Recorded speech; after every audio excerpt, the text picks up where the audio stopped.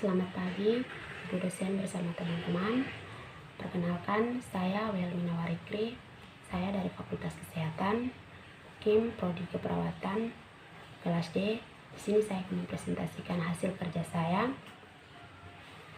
dengan mata kuliah Ilmu Dasar Keperawatan 1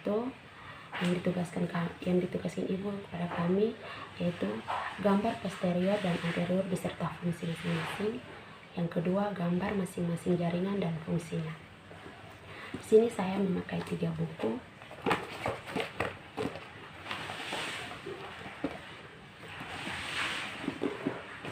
Ini yang pertama saya akan menjelaskan tentang anterior dan posterior.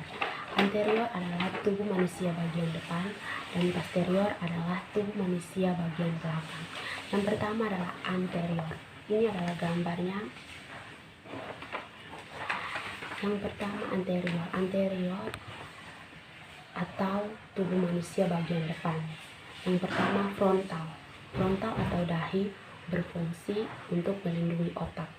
Yang kedua orbital atau rongga mata yang berfungsi untuk melindungi mata. Yang ketiga nasal atau hidung yang berfungsi sebagai alat pernapasan dan indera penciuman. Yang keempat, oral atau mulut adalah pintu masuk saluran pencernaan dan fungsinya untuk mengunyah makanan lebih halus sehingga dapat ditelan. Yang kelima, korvikal atau bagian leher yang berfungsi sebagai bantalan tulang dan membantu kepala dan leher agar bisa tegak dan menekuk. Yang keenam, sternal atau tulang dada berfungsi untuk melindungi organ-organ yang terdapat dalam dada. Yang ketujuh, akromi atau tulang belikat berfungsi untuk tempat melekatnya sejumlah otot yang memungkinkan terjadinya gerakan pada sendi. Yang kedelapan, palmar atau telapak tangan yang berfungsi untuk menghubungkan antara tulang-tulang jari. Yang kesembilan, digital atau jari berfungsi untuk membentuk struktur dari jemari. Yang ke-10, patellar atau tempurung pada lutut berfungsi melindungi sendi lutut dan memberikan kekuatan pada tendon yang berbentuk lutut. Itu adalah anterior atau tubuh manusia bagian depan. Sekarang posterior atau tubuh manusia bagian belakang. Yang pertama adalah orbital, terletak di bagian belakang otak. Yang kedua, korvikal adalah bagian dari tulang belakang tepat di bawah kepala sampai leher. Yang ketiga, vertebral atau tulang belakang berfungsi untuk menegakkan badan dan menjaga keseimbangan. Yang kelima, gluteal adalah bokong atau pantat yang berfungsi sebagai bantalan untuk tulang ekor, yaitu tulang yang menopang Anda saat duduk. Itu adalah fungsi dari posterior atau tubuh manusia bagian belakang. Yang kedua, saya akan menjelaskan tentang gambar macam-macam jaringan dan fungsi. Dalam tubuh manusia mempunyai 4 jaringan. Yang pertama adalah jaringan epitel. Ini adalah gambarnya. Jaringan epitel didefinisikan sebagai kumpulan sel yang mempunyai fungsi umum yang sama.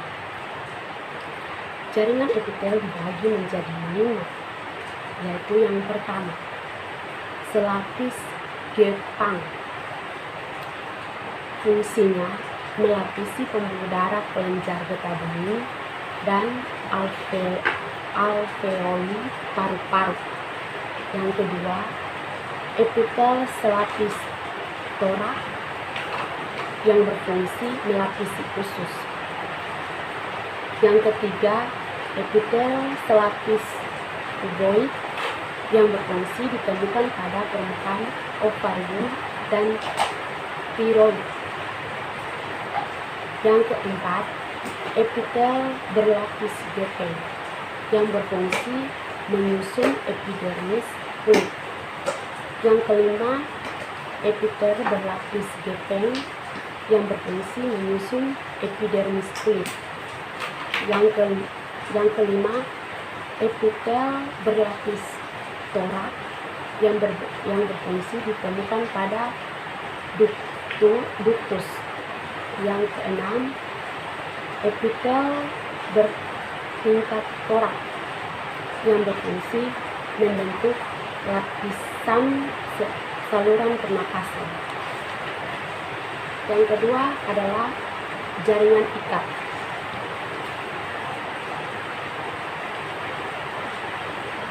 Jaringan ikat meliputi jaringan tulang rawan dan adiposa atau lemak, mengikat dan menyokong struktural tubuh. Diklasifikasikan menjadi jaringan ikat longgar atau padat. Yang pertama adalah jaringan ikat longgar, mempunyai ruang besar yang memisahkan serabut dan sel, mengandung banyak cairan interselular. Jaringan adiposa atau lemak merupakan jaringan ikat longgar khusus, menyangkut tubuh untuk menjaga kehangatan tubuh, merupakan bantalan untuk organ dalam, menyiapkan kelebihan makanan, dan memelihara kesersian energi. Yang kedua, jaringan ikat padat.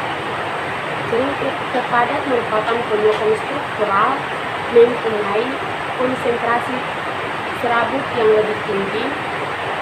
Lebih lanjut dibagi menjadi jaringan ikat padat reguler dan irreguler. Yang ketiga adalah jaringan otot.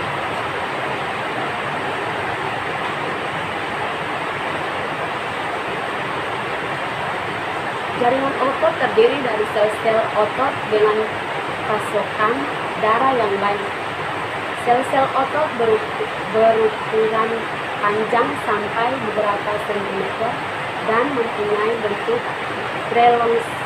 prelongasi yang meningkatkan kontriktivitas, kemampuan untuk berkontraksi. Terdiri dari 3 jenis dasar, yaitu otot lurik, otot jantung, dan otot polos. Yang pertama adalah otot lurik. Diberi nama tersebut karena penampakan yang bergaris-garis atau berlurik. Yang kedua, berkontraksi secara sadar. Yang ketiga, ditemukan pada otot yang menjaga lubang masuk dan keluar dari saluran pencernaan, pernapasan, dan kening. Yang kedua adalah otot jantung. Otot jantung tersusun atas jaringan lurik, maka dari itu terkadang diklasifikasikan sebagai otot lurik. Berbeda dari jaringan otot lurik lainnya dalam 2 hal, serabutnya merupakan unit seluler terpisah yang tidak mengandung banyak nukleus, ditemukan di jantung. Yang ketiga adalah otot polos, terdiri dari sel-sel berbentuk gelondong yang panjang dan tidak mempunyai pola bergaris jaringan otot lurik.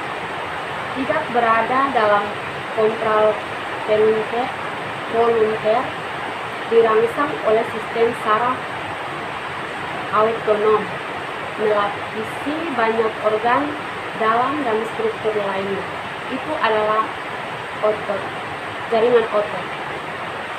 Yang keempat adalah jaringan saraf. Fungsi utama jaringan saraf adalah komunikasi. Yang pertama adalah dendrit. Dendrit mengirim impuls ke badan sel saraf. Itu adalah fungsinya. Yang kedua, fungsi dari badan sel merupakan bagian sel saraf yang mengandung nukleus atau inti sel. Fungsi dari badan sel adalah untuk menerima dan meneruskan impuls dari dendrit ke nukleus. Yang ketiga, akson berfungsi untuk mengirimkan impuls dari badan sel ke jaringan ion.